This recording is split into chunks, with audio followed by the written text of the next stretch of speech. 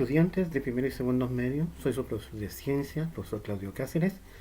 Le estoy compartiendo este video donde analizaremos parte de las guías enviadas para su trabajo, en casa debido a la contingencia nacional del COVID-19. Estos aprendizajes conllevan que ustedes reconozcan la célula como unidad fundamental básica de los seres vivos, funcionamiento celular y la nutrición, metabolismo basal y cómo afecta en las células del cuerpo humano y lo de los seres vivos. Las células procariotas.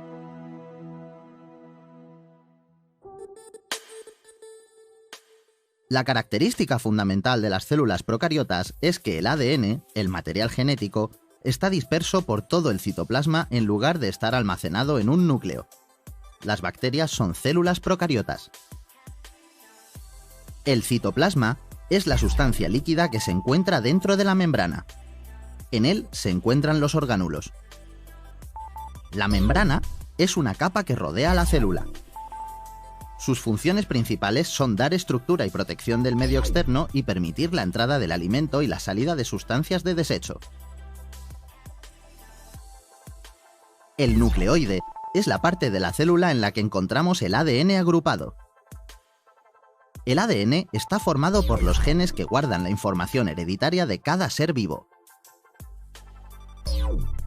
El flagelo está presente en algunas células procariotas y también en algunas eucariotas. Es una estructura con forma de látigo que permite a los individuos desplazarse. Los espermatozoides, por ejemplo, cuentan con un flagelo.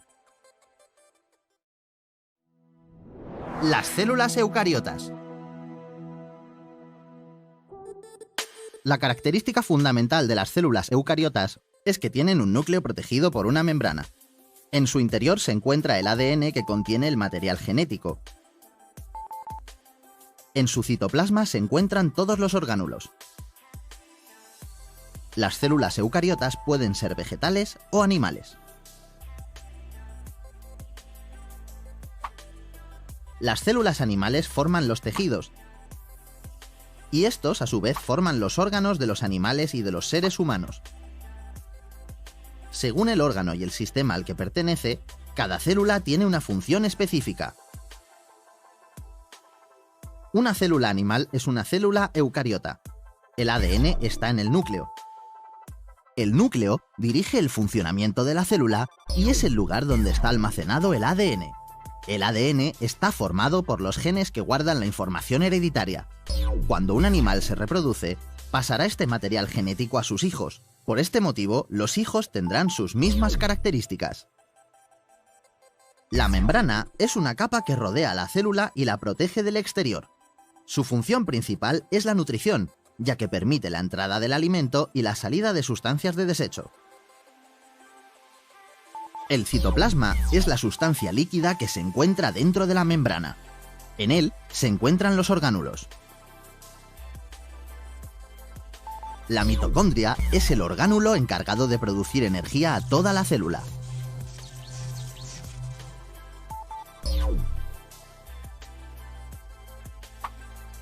Las células vegetales forman las plantas, árboles, flores, verduras o frutas y se encargan de que éstas puedan crecer y desarrollarse. Las células vegetales crean su propio alimento a partir de la fotosíntesis. Una célula vegetal es una célula eucariota. El núcleo dirige el funcionamiento de la célula y es el lugar donde está almacenado el ADN. El ADN está formado por los genes que guardan la información hereditaria. Cuando la planta se reproduzca, pasará este material genético a sus hijas. Por este motivo, las hijas tendrán sus mismas características. La membrana es una capa que rodea la célula y la protege del exterior. Su función principal es la nutrición, ya que permite la entrada del alimento y la salida de los desechos. Tiene una pared rígida que permite que las plantas puedan estar de pie. El citoplasma es la sustancia líquida que se encuentra dentro de la membrana. En él se encuentran los orgánulos. Los cloroplastos son los orgánulos donde se producen y almacenan compuestos químicos necesarios para la célula. En los cloroplastos se almacena, por ejemplo, la clorofila, que da el color verde a las plantas y participa también en la fabricación del alimento. La mitocondria es el orgánulo encargado de producir energía a toda la célula.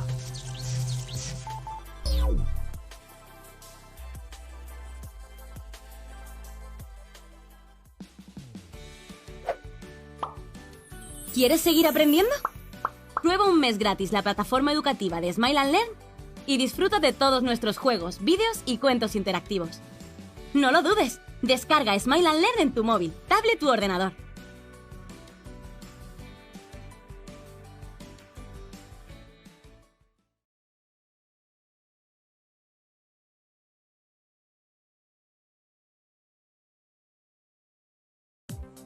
Todos los seres vivos están formados por células. Las formas, tamaños y funciones pueden ser muy distintos, pero todas las células tienen en común la presencia de la membrana celular o plasmática, el citoplasma y el material genético. La membrana plasmática es una delgada bicapa de lípidos y proteínas que, entre otras funciones, protege a la célula y regula la entrada y salida de sustancias. El citoplasma es el material líquido contenido por la membrana plasmática. En él se encuentran las distintas estructuras celulares. La información genética está contenida en la molécula de ADN, que está ubicada en el núcleo celular. En el citoplasma se encuentran las organelas. En las mitocondrias se produce la respiración celular. Los ribosomas pueden estar libres o asociados al retículo endoplasmático rugoso. Son los sitios en los que ocurre la síntesis de proteínas. El retículo endoplasmático es una red de membranas. Se lo denomina rugoso cuando tiene ribosomas asociados y produce y moviliza proteínas. El retículo endoplasmático liso no tiene ribosomas y produce y moviliza grasas y aceites. El complejo de Golgi está constituido por sacos aplanados que reciben sustancias elaboradas en el retículo. Estas sustancias son distribuidas en la célula o eliminadas de ella. El citoesqueleto es una red de filamentos y fibrillas sumergidas en el citoplasma sobre las que se apoyan las organelas. En las células vegetales se encuentran algunas organelas particulares. Las vacuolas almacenan agua y pueden alcanzar hasta el 80% del volumen celular. Los plástidos son organelas exclusivas de las plantas. Un ejemplo de ellos son los cloroplastos en los que se realiza la fotosíntesis. Algunas células están rodeadas por una pared celular que les otorga sostén y protección. Se encuentran en las plantas, los hongos y las bacterias. En la naturaleza existe una enorme variedad de seres vivos. Pueden ser muy diferentes entre sí, pero todos se originaron a partir de una célula y están constituidos por células que son las unidades estructurales y funcionales de todos los organismos.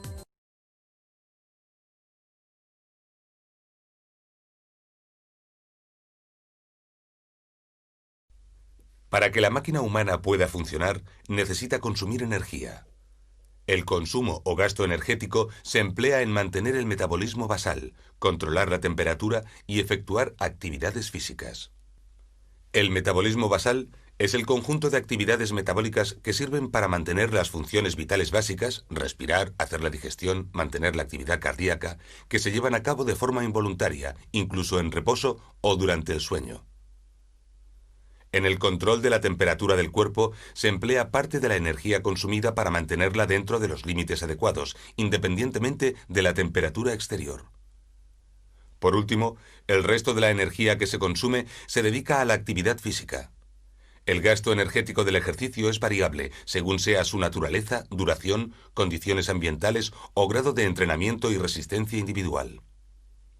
En los alimentos se encuentran los nutrientes energéticos, es decir, los hidratos de carbono, los lípidos y las proteínas. Las fuentes de energía del ser humano son los alimentos.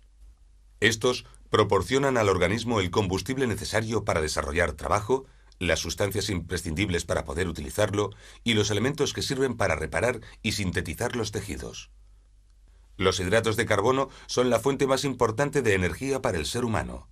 También se les llama azúcares y están formados por unidades moleculares, monosacáridos, que pueden agruparse en 2 o más moléculas, polisacáridos. Su forma de reserva en el hombre es el glucógeno, que se almacena en el hígado y músculo. Los lípidos o grasas constituyen la forma de reserva energética más importante del organismo. La unidad más simple son los triglicéridos. En el ser humano, la grasa supone un 15% del peso corporal en los hombres y un 25% en las mujeres. Su función no es solo energética, sino también estructural, protectora y metabólica. Las proteínas no se almacenan ni contribuyen directamente en forma apreciable al aporte energético. Su unidad básica son unas moléculas llamadas aminoácidos. Tienen funciones plásticas, de regeneración y conservación de las células.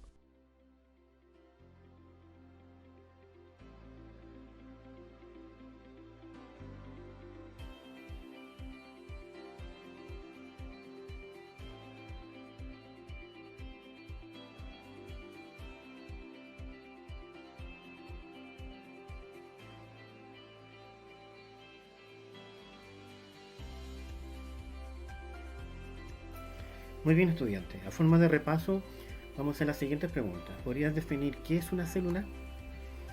¿Qué se diferencia entre una célula procarionte y una eucarionte? ¿Qué es nutrición celular? ¿Para qué sirve calcular el TMB o tasa metabólica basal? Les voy a dar una actividad práctica. Tomen su peso, su talla, su edad y calculen su TMC. Vamos a ver este ejercicio una vez llegando a clase, si no, lo vamos a ver de una forma mejor en otro video. Para despedirme, sigan las siguientes recomendaciones.